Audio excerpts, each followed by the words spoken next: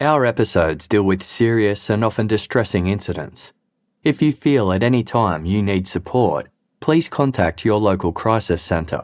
For suggested phone numbers for confidential support and for a more detailed list of content warnings, please see the show notes for this episode on your app or on our website. The evening of Wednesday, September 16, 2010 was an ordinary one for Susie Fleniken. Her husband, 55-year-old Greg Fleniken, was in Texas for work, leaving Susie alone at the couple's home in Louisiana. Greg worked as a landman in the oil and gas industry, a job that involved negotiating leases, meeting with clients, and spending long stretches on the road. As the vice president of the OGM Land Company, which he co-owned with his brother, Greg spent his weekdays travelling and returned home for the weekends. Although Susie missed Greg when he was gone, after 15 years of marriage, she was used to them spending time apart.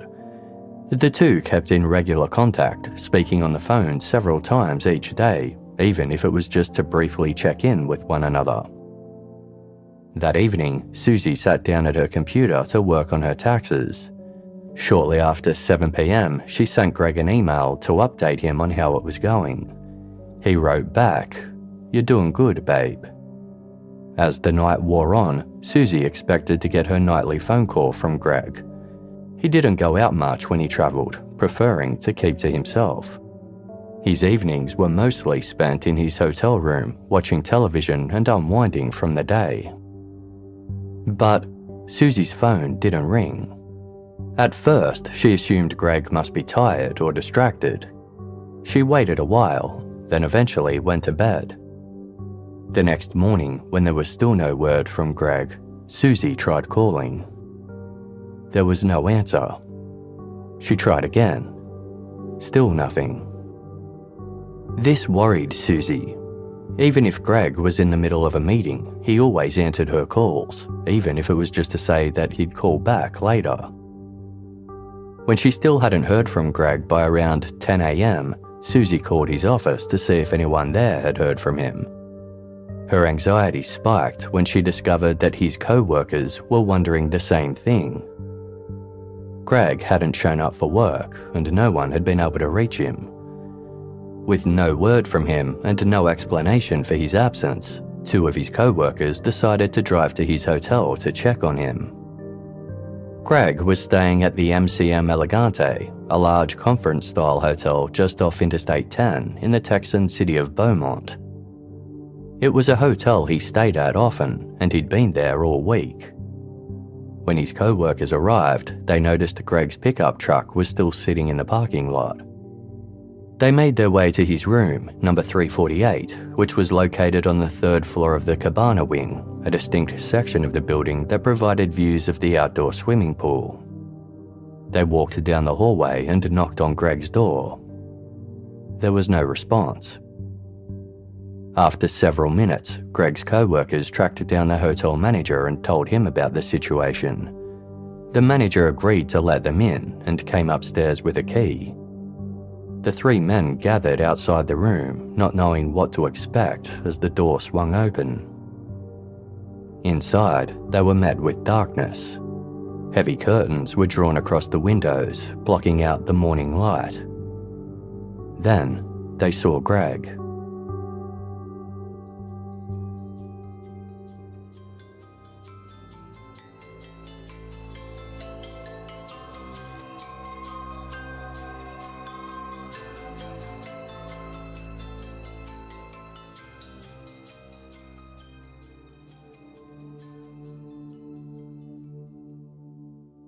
Room 348 of the MCM Elegante Hotel was just like any other standard hotel room. But in the space between the bed and the front door, Greg Fleniken was lying face down on the floor, cold to the touch. He was dressed in pajama shorts and a t-shirt, and in his left hand was a cigarette, burned down close to the filter. The colour of his skin indicated he'd been dead for some time, but nothing else about the scene was out of the ordinary. On his bed, the pillows had been propped up in a way that suggested he'd been lying back shortly before he died. A hand towel had also been laid out on the bed, with Greg's mobile phone, an ashtray, and a half-eaten chocolate bar sitting neatly on top of it.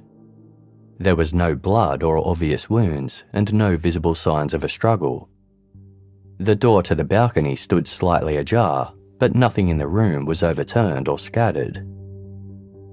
Detectives were summoned to the scene, and almost immediately they were struck by the temperature of the room. Outside, Beaumont's September air was heavy with humidity, and the air in Greg's room felt warm and stale. This suggested that the air conditioning wasn't running properly or hadn't been used at all. But other than that, nothing about the room was particularly noteworthy.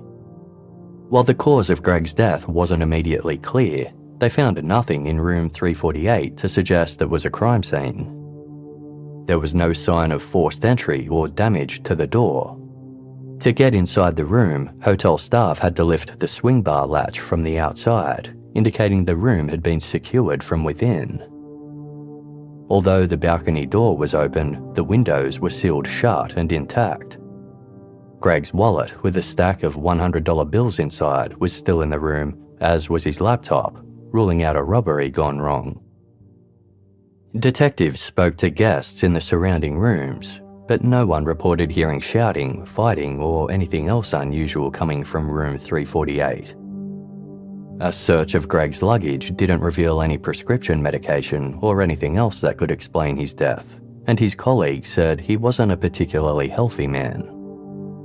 When the other guests asked what happened, detectives described it as what it appeared to be: a natural causes thing. Given that Greg Fleniken was a middle-aged, long-term smoker with no known illnesses or external injuries, the expectation was that his death had likely been caused by a major medical event, such as a cardiac arrest, stroke, or aneurysm. When Susie Fleniken was notified, the only consolation to her grief was that Greg would have likely wanted it this way. She later told Vanity Fair that Greg was a stubborn man who didn't exercise, had no interest in fitness, and never went to the doctor.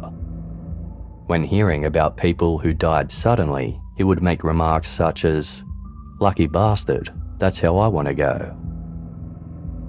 Greg's autopsy was carried out the following day by Dr. Tommy Brown, a respected Jefferson County medical examiner with a strong reputation among local law enforcement and the courts for being meticulous, consistent, and conservative in the way he reached conclusions. Dr. Brown began his standard external examination and noted there was a small abrasion on Greg's cheek, which was consistent with him having collapsed and struck the carpet. He then moved on to Greg's groin area and noticed there was a small vertical laceration on his scrotum, about half an inch long. At first glance, it was so small that it could have been mistaken for a superficial injury, but the tissue around it was markedly bruised and swollen, indicating it had been hit by something hard. Dr. Brown proceeded to the internal examination. To his surprise, he found that Greg's abdominal cavity contained a significant amount of blood. His liver was also lacerated and torn, his intestines were perforated in multiple places, his stomach showed bruising, and 2 of his ribs were fractured. There was also a hole in the right atrium of Greg's heart. Dr. Brown was taken aback. It looked to him like Greg had suffered some kind of extremely hard blow to the chest. But this type of extensive internal trauma was more commonly associated with high-impact incidents such as a car crash or something heavy falling on a person, not a lone man relaxing in a hotel room. Although it went against the physical evidence at the scene, Dr. Brown concluded that Greg Fleniken's injuries were consistent with severe blunt force trauma and that he had likely been beaten to death or crushed. In the official documentation under manner of death, he wrote, "Homicide." When the autopsy findings arrived at the Beaumont Police Department, Detective Scott Apple was shocked. Having attended the relatively unremarkable scene at the MCM Elegante Hotel, the realization dawned on him that he now had a murder investigation on his hands. But if Greg Fleniken hadn't simply collapsed from a medical event, that left just two broad possibilities. Either something had happened inside room 348 that left little to no outward trace, or Greg had been injured elsewhere and somehow ended up back in his room. Neither option sat comfortably with what Detective Apple had witnessed. He went back over the initial response, looking for anything that might have been missed or dismissed too quickly. He couldn't figure out how someone could have possibly sustained that level of internal trauma without clearer signs on the surface. A check of the hotel's security footage showed that Greg arrived at the hotel alone at around 6:30 p.m, but there was no footage of the hallways. Apple considered the possibility that something heavy could have fallen onto Greg, but nothing in the hotel room supported this theory. He also wondered whether Greg could have been assaulted in the hallway or another part of the hotel and then left for dead in his room. But there were no visible marks on the carpet that suggested Greg's body had been dragged, and it seemed highly unlikely that someone could have moved an adult male through a public hotel without being seen or heard. And if Greg had indeed been the victim of a homicide, then there was a bigger question of who could have killed him and why. For Susie Fleniken, the possibility that someone might have wanted to harm her husband seemed preposterous. Greg was the love of her life. The two had married young before going their separate ways and then reconnecting later in life. When Susie contacted Greg after years apart, he told her that he'd been waiting for her call. They'd remarried and stayed together for the next 15 years. In all that time, Susie knew Greg to be a kind, dependable and quiet-natured man with no enemies. The couple ran a bed and breakfast from their home in Lafayette, and Greg warmly welcomed guests from all over, often serving them fish or meat that he'd caught or hunted himself. As a world traveller, he loved nature more than anything, and never took a good sunset or star-studded sky for granted. Greg also adored animals and relished the quiet moments sitting in his courtyard surrounded by his cats and visiting birds. Greg touched many lives, and others who knew him gave a similar account to Susie's, describing him as well-liked, generous, and easy to get along with. He was also a creature of habit, especially when he travelled for work. Susie told detectives that at the end of the day, Greg typically returned to his hotel room and kept to his routine, watching television and unwinding before going to bed. He wasn't a big drinker, making it unlikely that he would have gone down to the hotel bar. This was confirmed by staff and guests at the MCM Elegante, none of whom had seen Greg outside of his room on the night he died. Police found nothing to suggest Greg had sought out anyone's company or done anything out of the ordinary during his time in Beaumont, and by all accounts, he was a devoted and loyal husband to Susie. However, there was one workplace incident that caught their attention. 5 days before Greg died, his company had fired one of their employees. The woman's husband, a man named Joseph, was furious, believing the decision to be unjust, and he called the office demanding to speak with Greg. Detectives looked into Joseph's background and learned he had martial arts experience, which was a possible explanation for the injuries. But Joseph provided an alibi, and it checked out, confirming he was nowhere near Beaumont on the night Greg died. Detectives also reviewed Greg's financial records, but found nothing to suggest pressure, conflict, or any obvious cause for concern.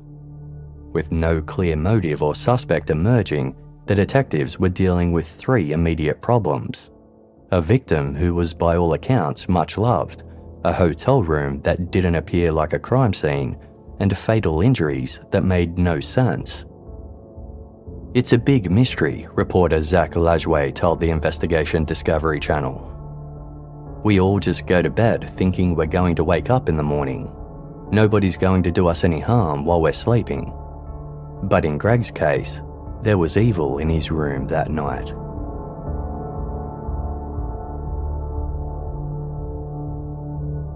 As investigators worked to narrow down Greg Fleniken's final movements, one detail from the night of Wednesday, September 15 stood out. At around 8:30 p.m, Greg had called the front desk of the hotel to report that he'd tripped a circuit breaker while using the microwave to make popcorn. The outage had affected not only his room, but also the room next door and several rooms on the floors below. Hotel records showed that the employee who responded was a maintenance worker named Nicholas Garcia. And it wasn't the first time he'd had contact with Greg. Earlier that evening, at around 7:30 p.m, Greg had rented the film Iron Man 2. Hotel records showed that Garcia handled that transaction as well. But when detectives first spoke to Garcia, he denied having seen Greg or having entered room 348. Curious as to why he would lie, detectives looked into Nicholas Garcia's background and discovered that he was a registered sex offender. That information, paired with the unusual injury to Greg's groin, created an avenue detectives couldn't ignore. They considered whether Garcia could have injured Greg during some kind of sexually motivated assault. Or perhaps the two men knew one another personally and Garcia had some kind of vendetta. They summoned Garcia to the station for a formal interview, where they told him they had evidence placing him in room 348 on the night that Greg Fleniken died. Faced with that information, as well as a photo of Greg, Garcia changed his account. He admitted that he went to Greg's room to reset the breaker, but insisted that Greg was still alive when he left. If Garcia was telling the truth, it meant that Greg was alive after the power had been restored, and the fatal injuries were inflicted sometime after Garcia left room 348 around 8:30 p.m. Exactly when and how remained unknown. The outage also drew attention to the room directly next door to Greg's, room 349. At the time of Greg's death, a group of union electricians were staying at the hotel while working on a refinery expansion in Beaumont. It was a major project, and many of the electricians had come from interstate to see it through.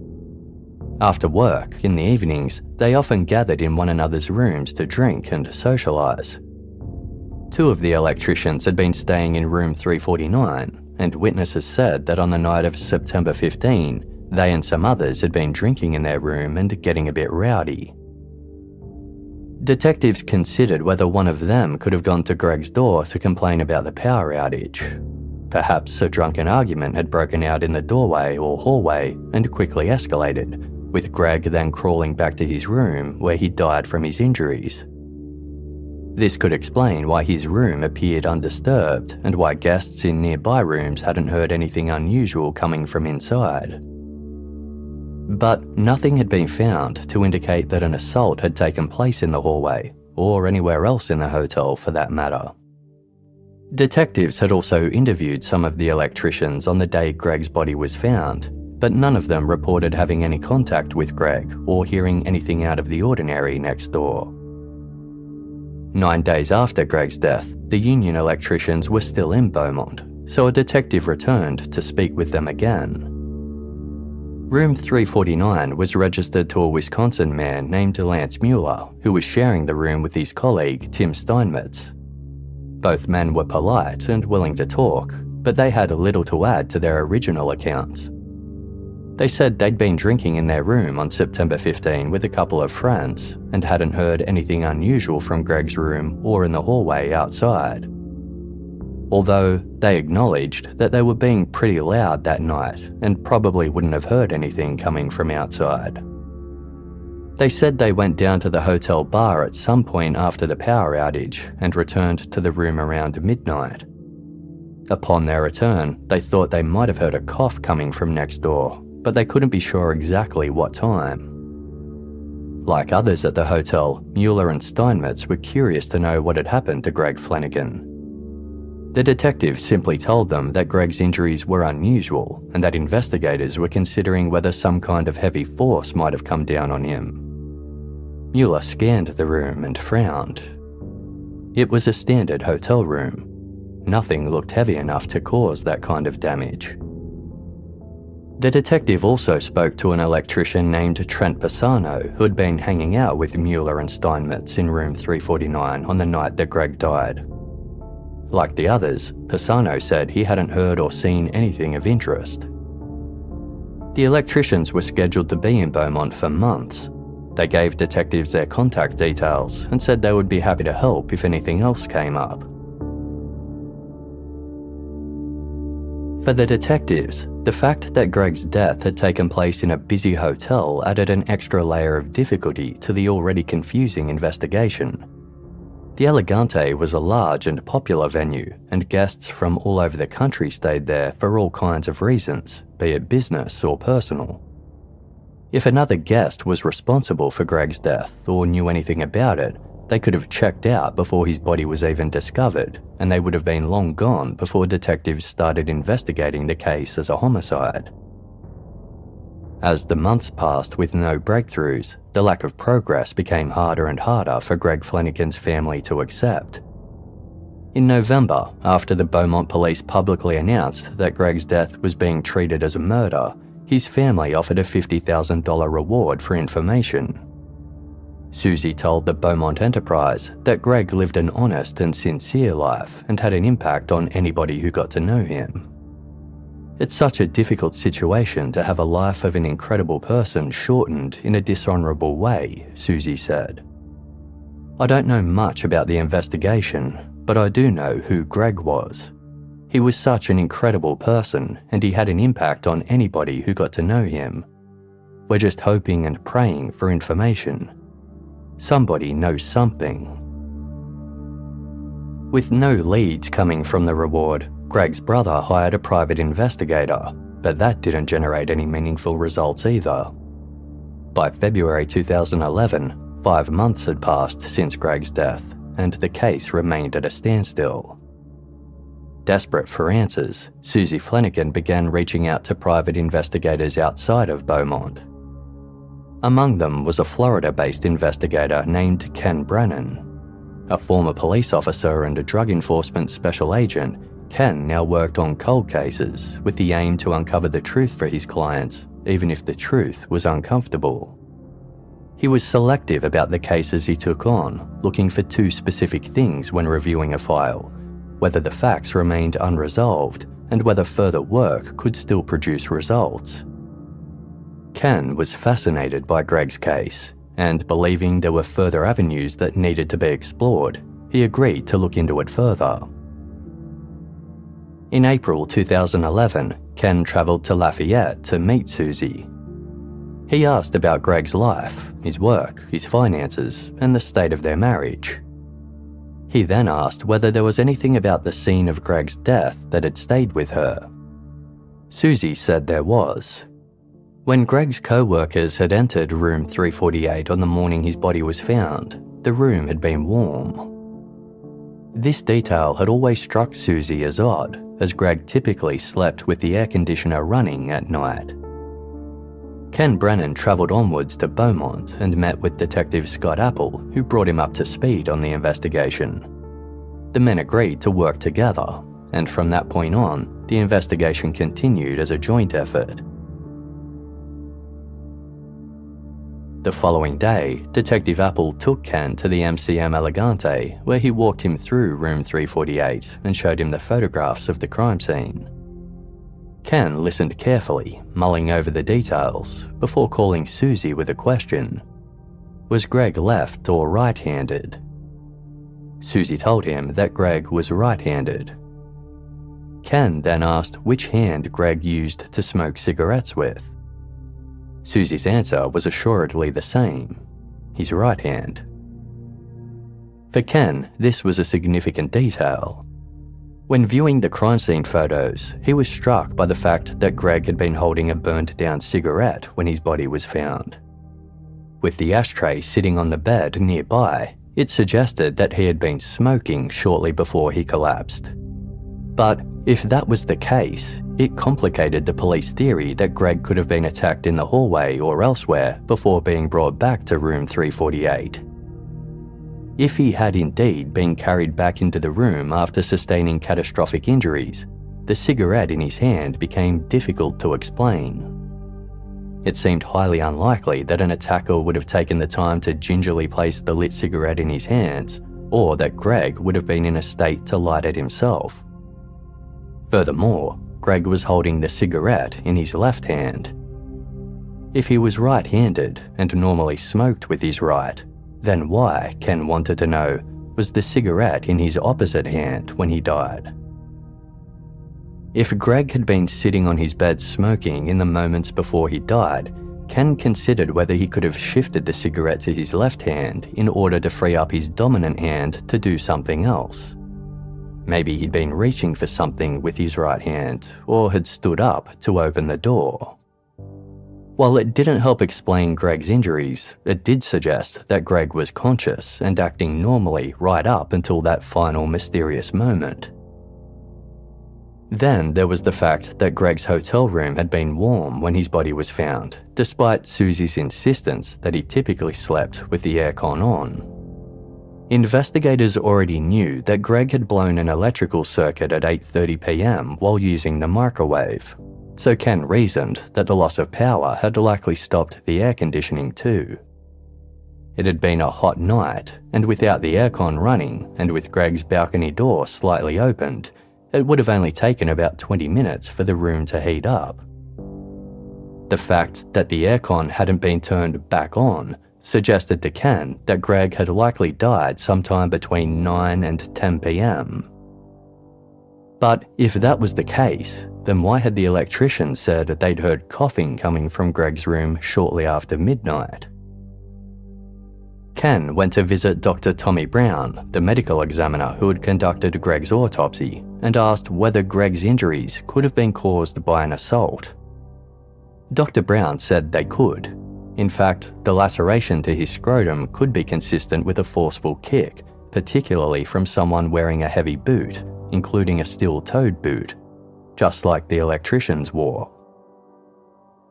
Knowing that the electricians had already been spoken to and denied hearing anything out of the ordinary on the night Greg died, Ken suggested that detectives start speaking to people who had worked with them during that period and may have heard something secondhand. He then reviewed the hotel's surveillance footage. The cameras showed Greg returning to the hotel that evening, as well as members of the electrical crew moving between their rooms and the parking lot. But there was no confrontation on camera and nothing to explain what had happened inside room 348. By late May 2011, more than 8 months had passed since Greg's death, and the electricians had long since left the hotel. Ken Brennan and Detective Apple made inquiries with various people who had worked alongside the occupants of room 349. Most had heard that a man had died at the hotel, but they didn't know anything else about it. A foreman mentioned that he'd heard something about a gun going off in a boarding house. When the detectives told him this was regarding a death at the MCM Elegante, the foreman said he hadn't heard anything about that. After hearing this, Ken told Detective Apple he wanted to go back to the hotel. Apple was dubious. Greg's room had already been examined multiple times, and he didn't know what they could gain by returning again. Ken didn't argue the point. "We're going to look for a bullet," he said.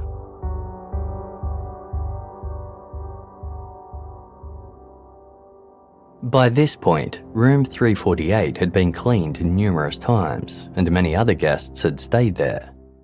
If a bullet or fragment had been left loose on the floor, there was every chance it was long gone. Yet Ken Brennan wanted another look. He and Detective Apple worked slowly through the room with flashlights, checking beneath the bed, behind the furniture, and along the skirting boards, looking for anything that might have escaped notice the first time. Near the connecting door to the adjoining room, Ken stopped. On the wall beside the door was a shallow patched indentation. In most hotel rooms, this wouldn't have stood out.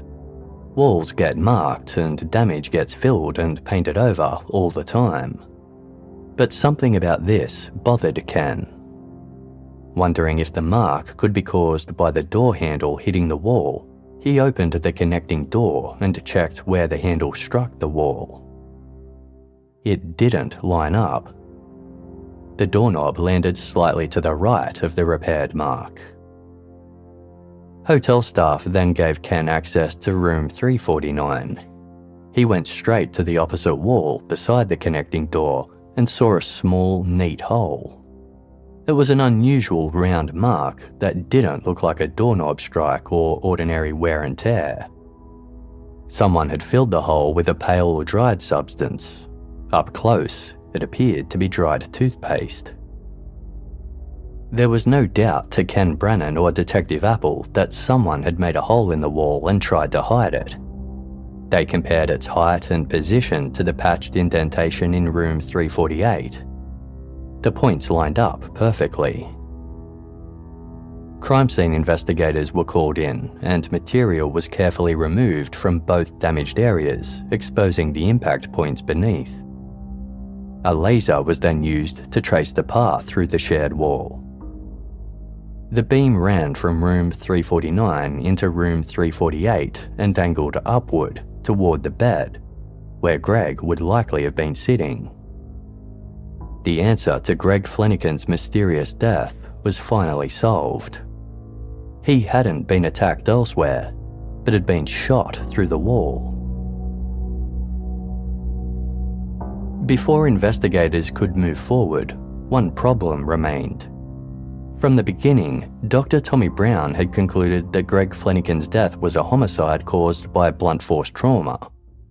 If Greg really had been shot through the wall, the medical evidence needed to support it before any further investigations could take place or charges be laid. When Dr. Brown was told about the evidence found at the hotel, he responded plainly, "You're trying to tell me this man was shot. I'm telling you he wasn't." Performing a second autopsy wasn't an option, as Greg had been cremated. All that remained were Dr. Brown's notes, measurements, and autopsy photographs, which he agreed to go over with the investigators. As Ken Brennan examined the photos, he kept returning to the same point. Greg's injuries weren't scattered. They appeared to follow a line that ran upward through his body before returning to the small laceration in his groin. Ken suggested that if a projectile had entered there and travelled upward, it could account for the internal damage pattern they were seeing in the photographs. Dr. Brown acknowledged that a bullet could produce a similar internal injury, but he maintained that, in his opinion, the cause remained blunt force trauma. As they continued to move through more photographs, Ken kept asking whether each injury could be consistent with a gunshot track. Dr. Brown's answers remained cautious until they reached the photographs of Greg's heart. He pointed out the ruptured right atrium, explaining this was something he'd seen in other cases involving significant blunt trauma to the chest. Ken studied the image carefully before indicating a small defect in the tissue which he believed could be a bullet hole. He asked Dr. Brown to look at it closer. The doctor maintained his initial explanation, but Ken asked him to look again. Dr. Brown studied it for a second time. There was a long pause. "Yeah," he agreed. "That's a bullet hole. The media is going to kill me on this." Room 349 now sat at the center of the investigation, but the electricians who had occupied it, Lance Mueller and Tim Steinmetz, had long since left Beaumont and returned to their home state of Wisconsin. Police tracked Steinmetz down, and on June 1, 2011, he was summoned for an interview with Ken Brennan and Detective Apple at the Chippewa County Sheriff's Department. Asked to go back over the night at the MCM Elegante, Steinmetz maintained that he'd been out drinking with some of the others before returning to the room to go to sleep, and that they hadn't heard anything unusual coming from the room next door. Asked directly about Greg Fleniken's death, Steinmetz said they'd heard something had happened to the man in the adjoining room, but didn't know any details. Steinmetz was then presented with a written statement of his account, which he was asked to read over and sign. He made a few minor amendments before signing off on it. He then stood and asked if that was all. Ken Brennan told him to sit back down. He said the statement Steinmetz had just signed was false and warned that making a false police report carried serious consequences. The investigators told Steinmetz that they already knew what had happened in Beaumont and that if he continued to lie, he could place himself in legal jeopardy. "I know you know what happened," Ken Brennan said. "Just tell us what happened." Steinmetz's posture changed. Finally, he started talking. According to Tim Steinmetz, on the night of Tuesday, September 15, 2010, he had been drinking beer in room 349 with Lance Mueller and Trent Pisano. At some point, Mueller told Pisano to go down to his car and bring back a bottle of whiskey and his gun. Pisano returned with a 9mm Ruger. Mueller took it, loaded it, and started playing around with it, pointing it at Steinmetz, who dropped to the floor and swore at him. Mueller then swung the gun toward Pisano, who was standing near the foot of the bed. A moment later, it fired. For a second, Pisano thought he'd been hit. Then he turned and saw a bullet hole in the wall behind him. Mueller panicked. He bundled up the gun and hurried it back down to his car. By the time he returned, Pisano had left for his own room, disgusted by what had happened. Not knowing if anyone had been in the room next door, Mueller and Steinmetz then went downstairs to the hotel bar. When they returned later, Steinmetz remembered hearing coughing through the wall from room 348. The next morning, he saw police outside the room, and then, later, a gurney in the hallway. That was when it hit him that the man next door was dead. It was the answer the investigators had been chasing for months, but one detail still sat uneasily. If Steinmetz had really heard coughing coming from Greg's room later that night, it meant he might have survived the gunshot for some time. But other witnesses had described Greg as having a persistent cough throughout the trip, and investigators believed Steinmetz might have correctly remembered the sound, but not the timing of when he heard it. Ken Brennan then asked Steinmetz the most obvious question. Did anyone knock on the door to check on Greg? No, Steinmetz said. He started to say more, and then stopped. The investigators tried to call Lance Mueller, but he didn't answer. Assuming he was ignoring their calls, Tim Steinmetz agreed to call Mueller from his own mobile phone while the investigators recorded his conversation. Steinmetz kept his voice casual as he explained to Mueller that he'd just spoken to the investigators from Texas. When Mueller asked how it had gone, Steinmetz repeated the story they had previously agreed on, before eventually admitting he'd come clean and told the police the truth. There was a long silence. Lance Mueller then asked Steinmetz if he'd told them about the gun going off. Steinmetz said yes. He told Mueller that the investigators believed Greg Fleniken had died from that gunshot. Mueller refused to accept it. He said his lawyer had obtained a copy of the autopsy report and there was no mention of a gunshot wound. The case had been on the news and no one had mentioned a firearm then either. Mueller had heard Greg's death described as a heart attack or from something having fallen on him. There was no way, he insisted, that Greg had died from a bullet. But in trying to deny it, Mueller had acknowledged exactly what the investigators had hoped he would. He knew about the gunshot in room 349 and he had agreed to the false story. The police tracked Trent Pisano down and he corroborated Steinmetz's version of events. Lance Mueller was subsequently charged with manslaughter, a charge which carried a maximum of 20 years in prison, and released on bail. With the truth finally revealed, a memory resurfaced for Detective Apple. When he had attended the hotel with some officers on the morning that Greg's body was found, they'd been standing around waiting for the body to be transported to the morgue. Mueller and Steinmetz had arrived at their room and stood around awkwardly. To break the silence, Detective Apple had asked the two men how they were going. Mueller had responded, "I was doing better till now." When the case reached court in Jefferson County in September 2012, 48-year-old Lance Mueller did not deny that the gun had fired, but he disputed the outcome. His position was that the discharge had been accidental and that he didn't know the bullet had struck anyone in the adjoining room. To pursue manslaughter, the prosecutors didn't need to prove intent to kill, but they did need to show that Mueller's conduct met the threshold of recklessness and that his actions had caused Greg's death.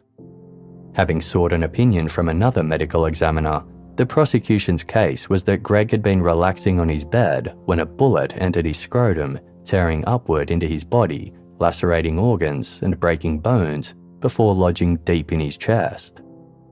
The bullet wound had not been visible because it was hidden by folds of flesh, which resulted in the mark looking more like a bruise. In contrast to Dr. Brown, who believed it would have taken Greg anywhere between 30 seconds and 10 minutes to die from his injuries, the second medical examiner estimated that Greg could have been alive for hours. The gunshot likely caused him to lurch to his feet and then stagger to the spot where he was later found by his co-workers. It was a painful, silent death, one which Lance Mueller did nothing to help. Immediately after discharging the gun, he concealed the damage in the wall with toothpaste, removed the weapon, and made no effort to check on Greg or alert hotel staff or the police while Greg's death was still being treated as a medical event. The prosecution also pointed out that while on bail, Mueller had been arrested in Wisconsin for drunk driving. It was his fourth such offense, and given that alcohol had also been involved with the Greg Fleniken incident, the prosecution honed in on this hard. Lance Mueller ultimately entered a no-contest plea to manslaughter, which meant that he didn't admit guilt, but didn't contest the charge either. By the time Mueller's sentencing hearing took place the following month, over 2 years had passed since Greg Fleniken's death. It had been an incredibly difficult time for Susie Fleniken. Before the case had been solved, the thought that Greg had been savagely beaten and left for dead by persons unknown had left her terrified that she could be next. Since the truth had come out, Susie Fleniken had also filed a wrongful death lawsuit against the MCM Elegante as well as the hotel's security team, arguing that the hotel had failed to take action against the disruptive behaviour of the occupants of room 349 and the security hadn't performed an adequate investigation of the incident. She also named Lance Mueller, Trent Pisano and Timothy Steinmetz in the claim, accusing them of failing to report the incident to the police. The case was ultimately dropped, and no charges were laid against Steinmetz and Pisano in relation to Greg's death because they didn't handle the weapon.